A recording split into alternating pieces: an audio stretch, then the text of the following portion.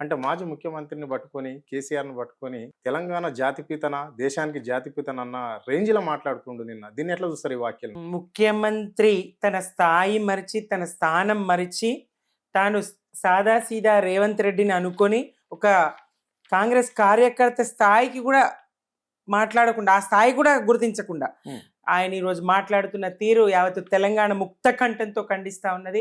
బీఆర్ఎస్గా మేము ముఖ్యమంత్రి గారు రేవంత్ రెడ్డి గారి మాటలను తీవ్రంగా ఖండిస్తూ ఉన్నాము. కేవలం దృష్టి మళ్లించడానికి పదే పదే ఇలాంటి భాషను అధికారంలోకి వచ్చిన నాటి నుండి నేటి వరకు కూడా ఇదే భాషను ఆయన కొనసాగిస్తున్నారు. కనీస మర్యాద మన్నన పౌరులు ఎవరి పట్ల కూడా మాట్లాడకూడదు.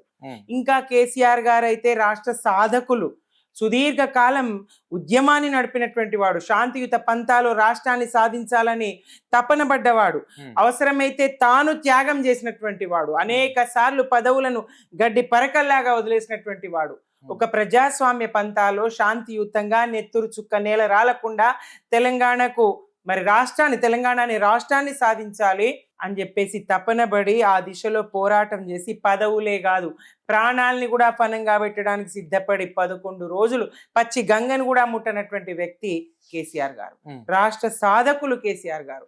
అట్లాంటి కేసీఆర్ గారిని, అట్లాంటి తెలంగాణ ఉద్యమ దళపతిని మీరు పట్టుకొని ఇవాళ ఏంటా మాటలు? యాడున్నారు మీరు? ఏడవన్నారు ఉద్యమం ప్రారంభమైనాడు. చంద్రబాబు తొత్తులుగా కదా మీరున్నది, చంద్రబాబు బంట్లు కదా మీరున్నది, ఆయన బూట్లు పాలిష్ చేస్తూ కదా మీరున్నారు, ఆయన బూట్లు మోస్తూ కదా, చెప్పులు మోస్తూ కదా మీరున్నారు.